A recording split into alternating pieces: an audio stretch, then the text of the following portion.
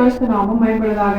இதனால் இந்த காலவேளையை கர்த்தர் நம்மை அவர்கள் பலப்படுத்தும்படியே நமக்கு தருகிற வார்த்தை ஆதியாகமம் அதனுடைய 3ஆம் அதிகாரம் அதனுடைய 14-15 வசனங்கள். அப்பொழுது தேவனாகிய கர்த்தர் சர்ப்பத்தை பார்த்து, நீ இதை செய்தபடியால் சகல நாட்டு மிருகங்களிலும் சகல காட்டு மிருகங்களிலும் சபிக்கப்பட்டிருப்பாய். நீ உன் வயிற்றினால் நகர்ந்து உயிரோடு இருக்கும் நாளெல்லாம் மண்ணை தின்பாய். உனக்கும் ஸ்திரீக்கும் உன் வித்துக்கும் அவள் வித்துக்கும் பகை உண்டாக்குவேன். அவர் உன் தலையை நசுக்குவார், நீ அவர் குதிகாலை நசுக்குவாய் என்றார். கர்த்தருடைய பரிசுத்த நாமம் பயன்படுவதாக.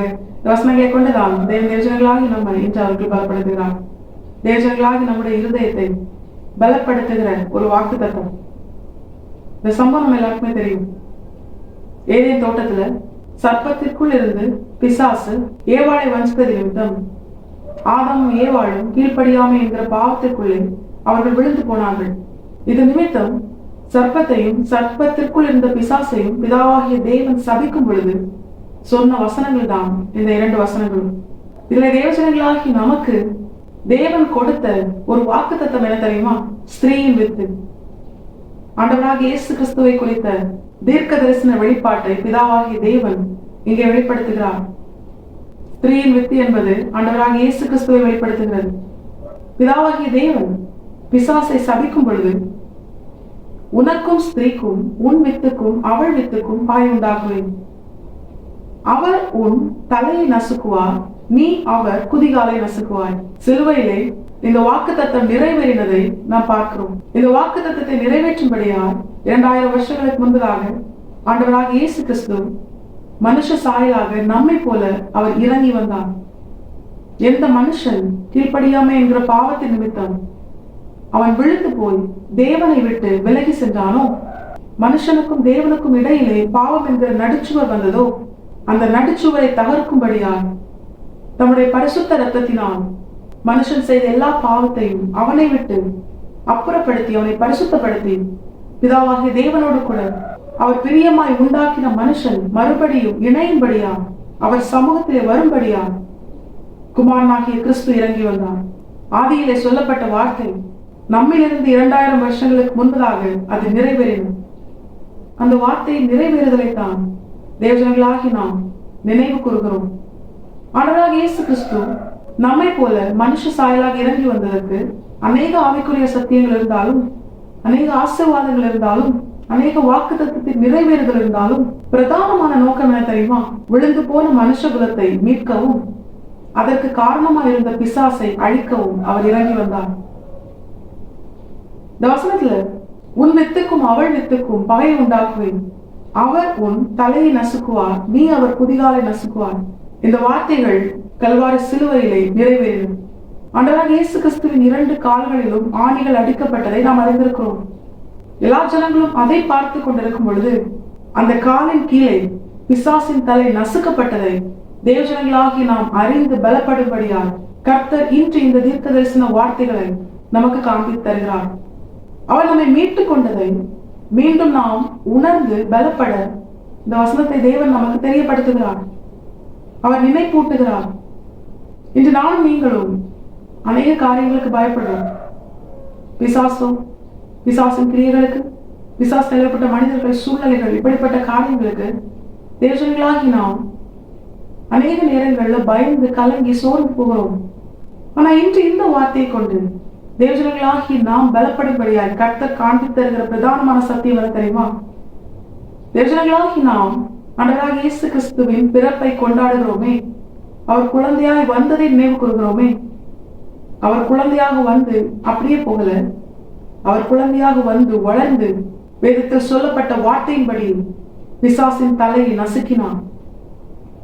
இது தேவஜனங்களாகி நம்முடைய வாழ்க்கையில ரோமருக்கு எழுதின நிருபம் பரிசுத்த ஆவியானவர் பவுலை கொண்டு நமக்கு எழுதி கொடுத்த வசனத்தின் பிரகாரம் சமாதானத்தின் தேவன் தாமே சீக்கிரத்தில் சாத்தானை நம்முடைய காலின் கீழே அவர் நசுக்கி போடுவார் என்று தேவஜனங்களாகிய நம்மை குறித்தும் வேதத்தில் எழுதப்பட்டிருக்கிறது.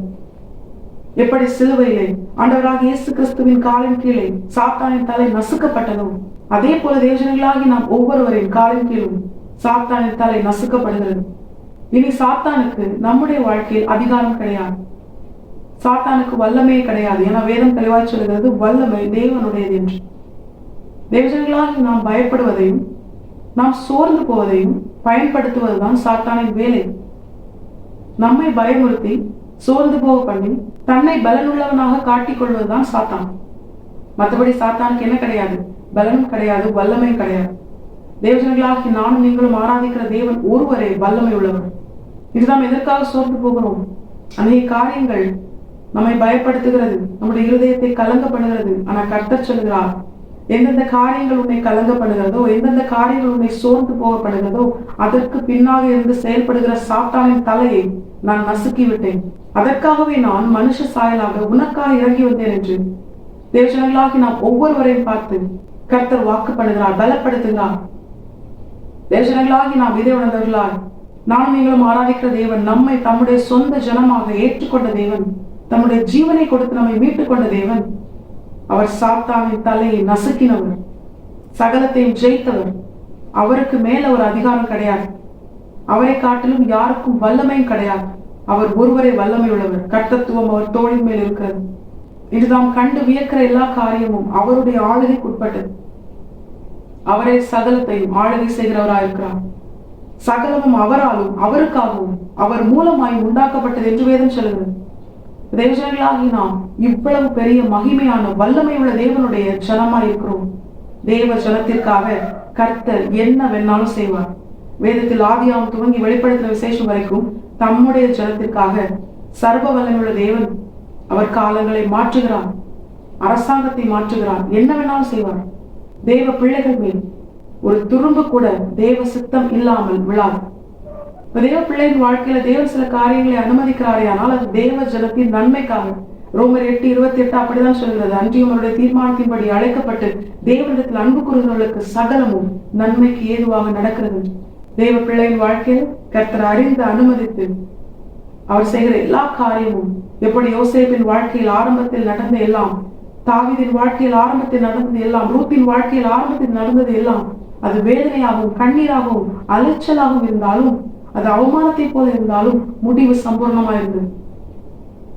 ஆரம்பம் வர்க்கமா இருந்தாலும் முடிவு சம்பூர்ணமா இருக்கும் என்று கர்த்தர் வாக்கு பண்ணுகிறார். தேவ பிள்ளைகளாகி நாம் என்ன பண்ணக்கூடாது? எதிர் வல்லமையாக பிசாசை பார்த்து நம்ம பயப்படக்கூடாது. பிசாசுக்கு வல்லமே கிடையாது. நம்முடைய வாழ்க்கையில என்ன நடந்தாலும் அதை கர்த்தர் நம்முடைய நன்மைக்காக அனுமதிக்கிறார். பிசாசால தேவ ஜனத்தின் வாழ்க்கையில எதுவுமே செய்ய முடியாது. யோபின் சரித்திரத்துல அவனுடைய வாழ்க்கையை குறித்து வேதம் சொல்லுகிறது, கர்த்தருடைய அனுமதி இல்லாமல் யோபுவையும் அவனுக்கு உண்டான எந்த ஒரு காரியத்தையும் பிசாசினால் பார்க்க கூட முடியாது என்று. பிசாசை என்ன பண்றான்? அதை குறித்து தேவ சமூகத்துல சொல்றான், யோபுவை நான் எப்படி பார்க்க முடியும்? நீங்க தான் அவனை சுற்றிலும் அவனுக்கு உண்டான எல்லாவற்றை சுற்றிலும் வேலி அடைத்திருக்கிறீர்கள் என்று தேவ சமூகத்தில் என்று பிசாசு சொல்றான். தேவஜனங்களாகி நாம் அறிந்திருக்க வேண்டிய ஒரு பிரதானமான சத்தியம், தேவஜனங்களாகி நாம் எதற்கும் பயப்படக்கூடாது. கர்த்தருக்கு மட்டுமே பயப்படும். கர்த்தருக்கு பயப்படுதலே ஞானத்தின் ஆரம்பம். கர்த்தருக்கு பயப்படாமல் வேற எந்த காரியத்துக்கு பயந்தாலும் வேதம் தெளிவாய் சொல்கிறது, அப்படி கர்த்தருக்கு பயப்படாமல் மற்ற காரியங்களுக்கு பயப்படுகிறவர்கள் இரண்டாம் மரணமாகிய அக்னியும் கந்தமும் எரிகிற அந்த நரகத்திலே தள்ளப்படுவார்கள் என்று.